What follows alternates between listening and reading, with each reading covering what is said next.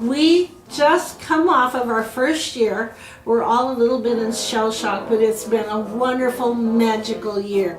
The staff, Denise and Sharon, started the first ever Seward Christmas catalog. And Denise came up with the idea, why don't we have an indoor winter wonderland?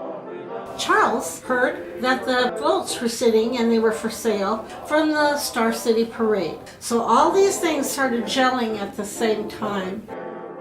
On that day, the kickoff season, we had wonderful things. We had folks volunteering.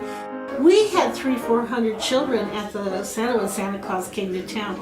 Santa Claus came to town in the fire truck, and the reindeer came. Then a wonderful group of volunteers put together the first ever pulled pork luncheon. It was a rip-roaring success.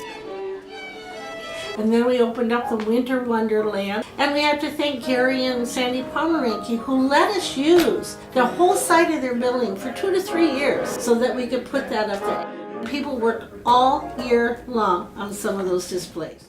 The gingerbread house contest was an example of just enthusiasm. They made a replica of our courthouse, and that was a family effort. Joining in, and they were so proud of that. That is what we want to foster. That right there is the essence of it all.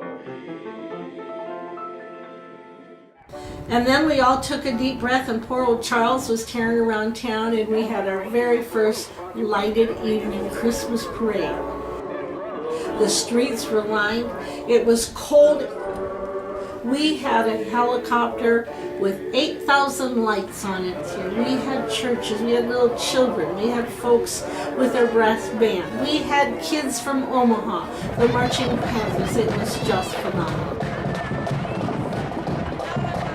We had the big red helicopter from out here at the airport hovering over the courthouse square, and he was talking to Chief Baldwin, and they were trying to see if he could land, and by golly, Santa Claus did.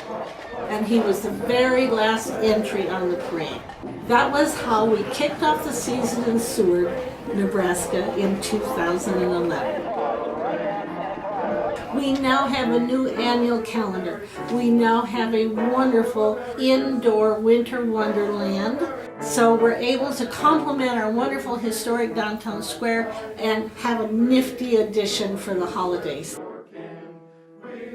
I think it is the beginning of a grand tradition.